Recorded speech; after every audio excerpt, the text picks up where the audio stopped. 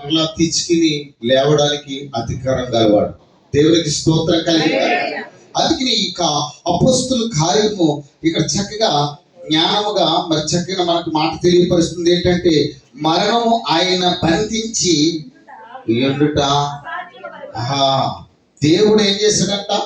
మరణం వ్యాధను తొలగించి హల్లెలూయా అప్పగించుకోవడానికి తండ్రి చిత్తాన్ని బట్టే ప్రజలకు అప్పగించుకున్నాడు. సరిగా గ్రంథాన్ని తీసి చదువుకుందాం, బైబిల్ తీసి జ్ఞానిందాం. దేవునికి స్తోత్రం. ఏంటి ఇక అపోస్తుల కార్యాలు ఇలా రాయబడి ఉంది. దేని నిమిత్తం మనం చూస్తే ఎస్ఐ ప్రవచించినప్పుడు చక్కగా ఇక్కడ రాయబడి ఉంది. హల్లెలూయా. ఏదైనా సరే ఎస్ఐ ద్వారా నెరవేర్చబడ్డారు. ఈరోజు దేవుడు మాట సెలవిస్తుంది.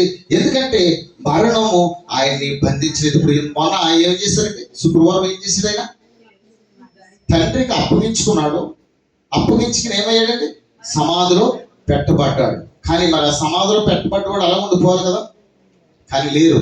హల్లెలూయా.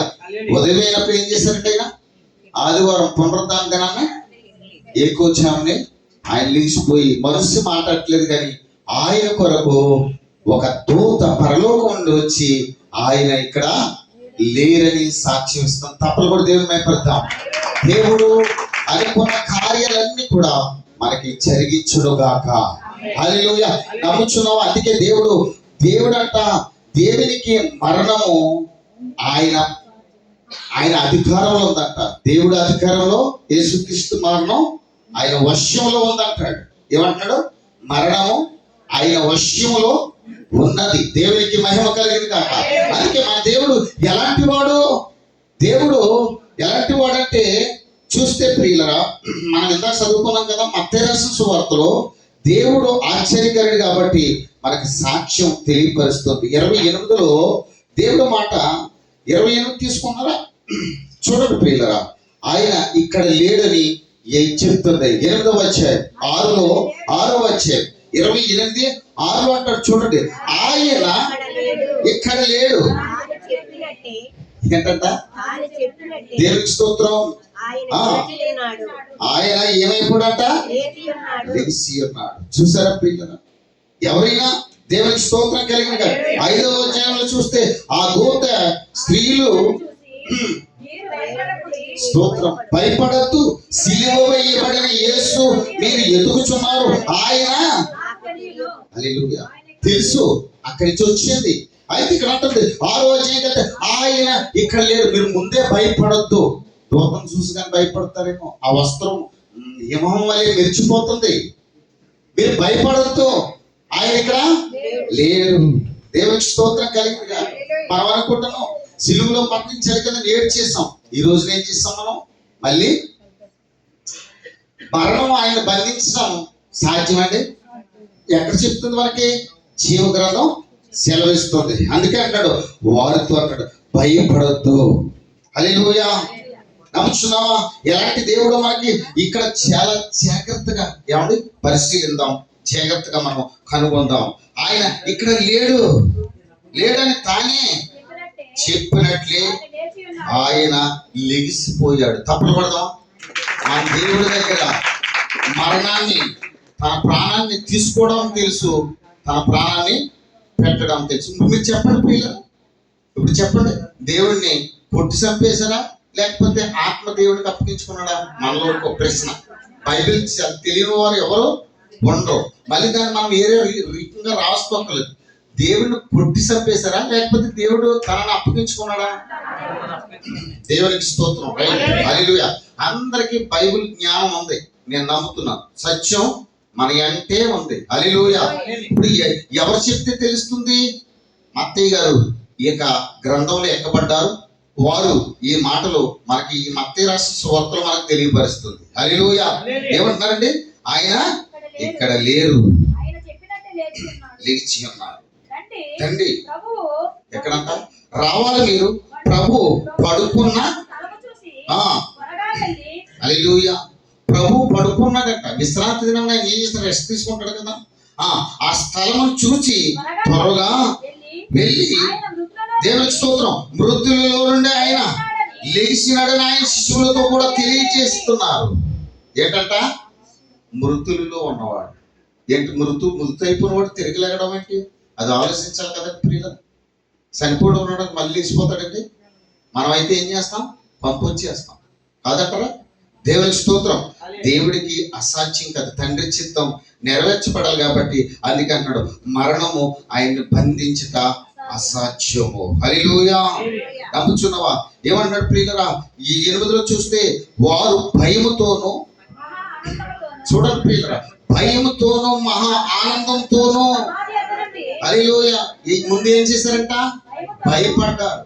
భయముతో వెళ్ళారు దేవుని భక్తికి. ఈ రోజున భయము ఎక్కడ ఉండాలండి? మనకి ఇంటికాడ ఉండాలా? ఎక్కడ ఉండాలి చెప్పాలి మీరు. హల్లెలూయా. ఎక్కడ ఉండాలి? దేవునికి స్తోత్రం. ఆ మాత్రం తెలుసుకోకపోతే మనం మనుషులే కదా, బతుకున్నాం కదా. చనిపోయిన వారికి అయితే పశువులకి ఇంకా రకరకాల, ఇప్పుడు దారైపోయిందనుకో ఒక పశువు తెలియదు దానికి, తనకు తెలియదు. తెలుస్తున్నాం కదా, మనకు జ్ఞానం ఉంది, కళ్ళు ఇచ్చాడు, నోరిచ్చాడు, జ్ఞానశక్తి ఇచ్చాడు. ఎక్కడ ఎలా ఉండాలి? అందులోకి వెళ్ళి ఆరాధంటామా? లేదు. పవిత్ర స్థలంలో దేవుడు పవిత్రుడు కనుక మనం కూడా పవిత్రుడిగా ఉండాలి. దేవునికి స్తోత్రం. దేవుడు అల్లరికి కర్త కాదు కాదు. ఆ దేవుడు ఆత్మ కనుక ఆత్మతోను సత్యంతోను నన్ను ఆరాధన. నేను అల్లరికి దేవునికి స్తోత్రం కలిగి ఎప్పుడు కూడా దేవుని సన్నిధికి వచ్చినప్పుడు గజిబిజిలు చేసుకోవద్దు. హల్లెలూయా. నీకు చెప్పేది ఏంటంటే ఇక్కడ జ్యోతిష్కం కాదు కానీ ఏంటిది? దీనికి వంగాలి. హల్లెలూయా. జాగ్రత్తగా ఉండాలి. ఏదో ఎన్నాళ్ళు బతుకుతాం ఏంటి? దేవునికి స్తోత్రం కలిగింది కాక ఏం చేయాలండి? ఎన్నాళ్ళు బతుకుతాం? పై వచ్చిన చూడండి, ఆ విశ్రాంతి దినం గడిచిపోయిన తర్వాత, చూడండి పిల్లరా, విశ్రాంతి దినం గడిచిపోయిన ఆ తర్వాత ఆదివారమై తెల్లవారుచుండగా ఎవరెవరు వెళ్ళారు? వాళ్ళకి జ్ఞానం ఉందా లేదా? ఉంది కదా. దేవునికి స్తోత్రం. ఏ పేరండి? మగ్దలేని మరియా, వేరే ఒక మరియా. హల్లెలూయా. సమాధిని చూస్తున్నారు కానీ అక్కడికి వెంటనే సమాచారం అవ్వడానికి మనుషులు కాదు, ఆయన సజీవుడు. సాక్ష్యం ఎవరిస్తున్నారు చూస్తారా? సాక్షాత్తు ప్రాణం పెట్టి ఎలాగైతే తన ఆత్మను అప్పగించుకున్నాడో మళ్ళీ ఆ ఆత్మను మళ్ళీ ఎలాగైతే మళ్ళీ తిరిగి మరణమైన బంధించలేకపోయిందో అక్కడి నుంచే పంపించాడు. సాక్ష్యం చూద్దాం. ఇప్పుడు చాలా జాగ్రత్తగా వెళ్దాం. బైబిల్ గ్రంథం తిరుగుతాం. స్నేహితులరా, దేవుని పిల్లలరా, ఆలోచిద్దాం. ఒక మాటని 10 సార్లు మనం ఆలోచించాలి. ఇదిగో ఏదో తంటిది దాని పేరేంటి? అందరూ చెప్పాలి. ప్రభుదూత. హల్లెలూయా. మంచిది ప్రియులరా. ఇదిగో ప్రభుదూత పరలో ఎవరది చెప్పాలి. ఎవరు? అది పరలోకి వెళ్ళాలంటే ఈ భూమి మీద చాలా జాగ్రత్తగా ఉండాలి. రోజులు మంచి కాదు. ఏం చేయాలా? నా గురించి చెప్తారంటారా? మీ గురించి నాకేమి రాదు. మనందరం ఒకటే. కొన్నాళ్ళు వెళ్ళిపోతాం కదండి. ఏమండి? దేవునికి స్తోత్రం కలిగినగా మనందరము మంచి స్నేహితులుగా దేవుని పిల్లలుగా ఉండాలి. హల్లెలూయా. మనసు మారకపోతే ఎలాగా? బుద్ధి మారకపోతే ఎలాగా? వయసు పెరుగుతుంది కానీ ఒక మాట సామెత ఉంది, తిండి సావలేదు కానీ పని సచ్చిందంట. చెప్పాలి. తిండి సావలేదు కానీ పని సచ్చిందంట. హల్లెలూయా. జాగ్రత్తగా ఉండాలి. వయసు పెరిగింది కానీ బుద్ధి రాలేదంట. దేవునికి స్తోత్రం. అవునా కదా? కరెక్ట్ కదండి. వాహనం వెనకాల ఎందుకు రాతాడు? నిదానమే. నిదానంగా వెళ్ళకపోతే సిగ్నల్ వేసి రెడ్ లైట్ వెళ్తుంది కదా, సరిగ్గా లేకపోతే ఏం చేస్తాం? ఏంటే లైసెన్స్ కట్ చేసేస్తారు కదా, పైన అవుతుంది. అది కట్టకపోతే మొత్తం తిరగడానికి. అలాగే కాళ్ళు, చేతులు, కళ్ళు అన్నీ ఇచ్చాడు. జాగ్రత్తగా దాన్ని దేవుడి కొరకు వాడపడాలి. దేవుడి దగ్గరే మనం తమాషాలు అయితే నీ తమాషాలు ఒకటి తీసేసాడు అనుకో, అమ్మాయి స్తోత్రం ఆయన మళ్ళీ కింద పడిపోతాం.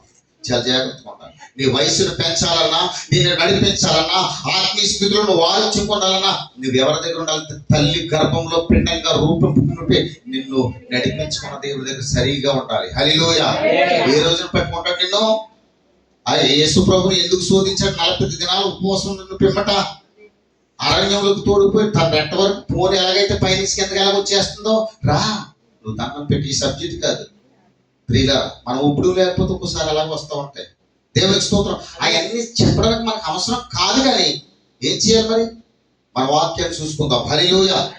జ్ఞానం కలిగిన వాడు చెప్పిన మాట వాడు హృదయంలో దూరునుగాక. ఇప్పుడు ఏదైనా పంచాయతీ చేసుకుంటామా? చేసుకో. దేవునికి స్తోత్రం. భూమి ఆకర్షణ సాక్షిని అప్పగించేయడమే. హల్లెలూయా. దేవునికి స్తోత్రం కలిగిన గాక. ఏమంటున్నాడండి దేవుడు?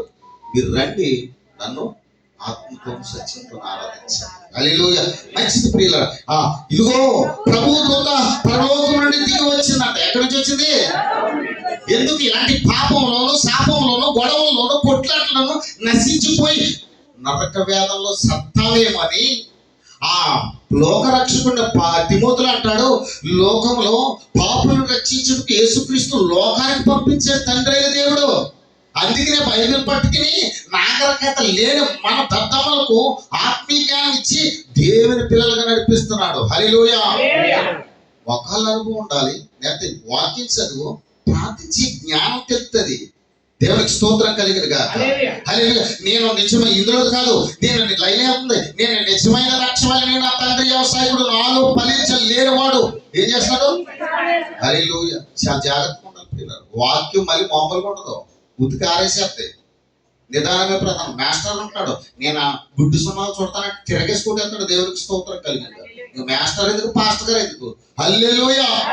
నేను మిమ్మల్ని అంటలేదు, కానీ ఆ వాక్యం యోహాను రాసిన సువార్త 15 ఉంటుంది. నాలో పనికి రాని తీగని ఏం చేస్తాడంట? ఇష్టం కాదు. ఈ రోజు ఎలాంటి రోజు అండి? ఈ రోజు ఎలాంటి రోజు? దేవునికి స్తోత్రం కలిగి జ్ఞానం ఉందా లేదా మనకి? హల్లెలూయా. చూద్దాం, అవన్నీ వదిలేద్దాం ప్రియులారా. ఏ కోపించుకోకండి. మీరు అందరూ కూడా దేవుని బిడ్డలు. అందరం ఎక్కడికి వెళ్ళాలి? పరదేశం నుంచి పరలోకం వెళ్ళాలి. హల్లెలూయా. అందుకనే నీ శత్రువునైనా నీ విరోధం ఉన్న వారిని బైబిల్ చెప్తే తెలుట్లేదా? పుల్లిగా అనంతం చేసి పడుకుంటున్నావా? దేవునికి స్తోత్రం కలిగి. అలాగే పరలోకం వెళ్ళాం సహోదరుల. దేవునికి స్తోత్రం. అయితే ప్రియులరా, ఇక్కడ పరలోకం నుండి దిగి వచ్చి ఏం చేసినాడు? దానికి ఏం పని? రాయి పొరలు వచ్చినట్టే చెప్పండి. ఏం చేసింది? దిగి వచ్చి రాయి పొరలించి కూర్చుండి. ఎవరి గురించి సమాచారం చెప్తుంది? పరలోకం తోతే అంతలా ఉంటే మనం ఎలా ఉండాలి? దేవునికి స్తోత్రం కలిగి. ఏమని చెప్తుంది? ఆయన ఇక్కడ మరి మనం ఎంత సాక్ష్యం ఉండాలి? మనం ఆత్మీయ సాక్ష్యం ఉండాలి. దేవునికి స్తోత్రం కలిగిన గాక. హల్లెలూయా. దేవుడు మాట సెలవిస్తుంది ప్రియులారా. దేవుడు ఒక వాక్యం సెలవిస్తుంది, ఆయన ఇక్కడ లేరు. కానీ అక్కడ అద్భుతం ఏం జరిగిందో చూద్దాం ప్రియులారా. ఆయన రాయి పొర్లించిన దాని మీద కూర్చున్నప్పుడు అప్పుడు మహాభూకంపము. దేవునికి అప్పుడు కలిగింది. మరి సిలువేసినప్పుడు పుట్టినప్పుడు మరి ఆయన్ని అసలు పట్టగొద్దరేంటి? తండ్రి చిత్తాను కాబట్టి చెలివేయగలిగారు. మానవుడి జీవితం ఎంతండి? దేవుని కొట్టడానికి అప్పగించబడాలని ఉంది. దేవుని చిత్తం నెరవేర్చబడాలని ఉంది కాబట్టి ఆయన మీద దెబ్బేయగలరు. ఇక్కడ దూత వచ్చింది. దూత పవర్కే ఏమైందండి? మహాభూకంపం. ఏంటట? మహాభూకంపం కలిగింది. ఆలోచించండి ప్రియులరా. ఈ సత్యాన్ని ఆలోచిద్దాం. ఏం కలిగింది? మహాభూకంపం కలిగి ఆ దూత స్వరూపము మెరుపు వలె నుండును. దేవునికి స్తోత్రం. అతని వస్త్రం ఏమో తెల్లగా. మరి ఆ దూతకు ఎలా ఉంటే దేవుడికి ఎలా ఉంటది? దేవుడి పవర్ ఎలా ఉంటది? సూర్యుడు చూడకూడదు ఇలాగా. ఈ లైట్ చూడకూర్చోము, పళ్ళు మన డిమ్ కొట్టేస్తాయి. దేవునికి స్తోత్రం కలిగి మనం కూడా నేర్చుకోవాలి సత్యాన్ని. ఏంటి దేవుని సన్నిధి ఏంటి? దేవుడు వాక్యం చదువుకుంటే ఏమొస్తుంది? దేవుడు మాట ఏంటి ఏమొస్తుంది? దేవుని యొక్క ఈ గ్రంథం దేని కొరకు ఆలోచించాలి ప్రియులారా. ఈ పునరుద్ధానం యేసువే. ఇక శుభాకాంక్షలు ఏంటి? దేని కొరకు ఎందుకు వచ్చాం? మనం ఏంటి? ఆధారణకర్త ఎవరు? సజీవుడైన దేవుడు లేచాడా? ఎందుకు లేచాడు? ఎందుకు సిలువేయబడ్డాడు? మన కొరకు ఎందుకు వచ్చాడు? ఎందుకు రక్తం చిందించబడ్డది? ఆయన సిలువేస్తున్న ఒక తోటమాలయ్యి ఎందుకు ఉంది? ఆయన ఎప్పుడు వచ్చిన కాదు, ఎవరిని వచ్చలేదు. దేని కొరకని మనం సత్యాన్ని ఆలోచించాలి. ప్రియ స్నేహితుల తప్పుడు కూడా దేవుడు పెడతాం. పరిశుద్ధాత్మ దేవుడు కొన్ని మాటలు జాగ్రత్తగా విందాం. సత్యాన్ని ఏం బోధిస్తుందో అది విందాం. యోహాను రాసిన సువార్తలో ప్రియ స్నేహితులరా, వాక్యం నిన్ను బ్రతికించేది, వాక్యం నిన్ను నడిపించేది. అందుకే దేవుని మాట సెలవిస్తుంది. ఎలా మరణించారో, ఎలా ఏం చేశారో 17వ అధ్యాయంలో దేవుడు మాట ఖచ్చితంగా నీతో నాతో మాట్లాడుతుంది. ప్రియ స్నేహితులారా, ఖచ్చితంగా దైవ ప్రేమ నీలో కలిగి ఆత్మ దేహం దేవునికి అప్పగిద్దాం. పరిశుద్ధాత్మ దేవుడు ఆయన సజీవమైన వాడు, ఆయన ఆత్మ సంబంధమైన చక్కని దేవుడు. కాబట్టి ఈ రోజు దేవునితో సహవాసం, మనుషులతో సహవాసం, దేవునితో సహవాసం ఉంది. మనుషులు నమ్మటి అంటే యెహోవాను ఆశీర్వదించడం మేలు. మనిషిని ఎవరైనా నమ్మద్దు. పాస్టర్ గారితో చెప్తాను తప్పకూడదు. నాకు రండి ప్రార్థన చేస్తానని 100 కేజీలు నాకు ఇస్తారా? అక్కర్లేదు. దేవుడికి స్తోత్రం. హెచ్చించాలన్న దేవుడే, తగ్గించాలన్న దేవుడే. హల్లెలూయా. పరిచర్యని ఏం చేశాడు? నేను అన్ని ఎత్తానంటే కింద కూర్చోబెట్టాడు. ఆ సుక్కర్ని ఏం చేశాడు ప్రియులరా? హెచ్చించాడు. హల్లెలూయా. మన దేవుడు గొప్ప దేవుడు. హల్లెలూయా. అందుకే దేవుడు మాట సెలవిస్తుంది స్నేహితులారా, జాగ్రత్తగా ఉందాం. తప్పుదారి పట్టిద్దామని చూస్తూ ఉంటాడు అపవాది, కానీ మనం తప్పుకోవద్దు. చూడండి 17వ అధ్యాయంలో రాయబడింది. 17వ అధ్యాయము దేవుడు మాట సెలవిస్తుంది. అదే దేవుడు మాట సెలవిస్తుంది. ప్రభా చెప్తున్నారు ప్రియులారా, 10 దేవుడు మాట ఈ రోజు మనకి సెలవిస్తున్న 10వ అధ్యాయం తెలుసుకుని ఇక్కడ 17వ అధ్యాయంలో నేను దాన్ని మరలా తీసుకున్నట్లే నా ప్రాణం పెట్టి ఉన్నాను. చూసారా? 10 యోహాను రాసిన సువార్త 17వ అధ్యాయం జాయిగా చదవాలి. దేవుడికి స్తోత్రం కలిగినగా కంగారు ఎక్కిందా ఉడికి లేసేవాళ్ళు కదా, అంతే. చదవడంలో కూడా సైతం అనుకుంటా తెలుసా? జాగ్రత్తగా ఉండాలి, స్లోగా ఆత్మీయంగా హల్లెలూయా. చూడండి దేవుడికి స్తోత్రం. చూస్తే నేను దాన్ని హల్లెలూయా, నేను దాన్ని మరలా తీసుకున్నట్లు నా ప్రాణము. ఎవరు పెట్టారంటే నీకు? అంటే ఇక్కడ ఉన్నారు కదా ఇంతమంది, ఒకటి కొడుకు ఒక ప్రాణం పెడతారా? నిజం చెప్పాలి. ఈయన స్నేహితులు అనుకోండి, ఒక మాట, నువ్వు లేకపోతే నా ప్రాణాన్ని ఇచ్చేస్తాను. ఇమ్మను వచ్చి పనిపోతే కొనిస్తాడా? ఎక్కడ కిడ్నీ పోతే ఎంత ఇస్తారంటే, అమ్మో నా కిడ్నీ అంటాడు. దేవుడికి స్తోత్రం కలిగి. కిడ్నీ 30 లక్షలే కానీ నేను ఇస్తారా? ఎవరికైనా దానం చేస్తానికి 3 మందికి కావాలి. అమ్మ నా కిడ్నీ, నా కిడ్నీ. దేవుడు ఎలాంటి వాడట? నేను గొర్రెలకి మంచి కాపరిని, మంచి కాపరి గొర్రెల కొరకు ప్రాణం, నీ కోసం నా కోసం ప్రాణం పెట్టాడు. తప్పలు కూడా దేవుడు. హల్లెలూయా. దేవుడికి మహిమ కలిగిన గాక. ఆత్మ సంబంధమైన దేవుడు. ఇప్పుడు ఆలోచించారా? సత్యం అర్థమవుతుందా? ఎప్పుడు కూడా ఏ కలహాలు ఉండకూడదు. ఎవరైనా కలహాలు ముద్దెట్టేసుకోవాలి. ఏంటంట? వందనాలు చెల్లించుకుని ముద్దు పెట్టుకుంటేనే దేవుడు నీతో వస్తాడు. హల్లెలూయా. అందుకే దేవుని యొక్క పాట పాడి దేవుని మహిమపడతాం. అందరికి వచ్చిన పాటే. హల్లెలూయా.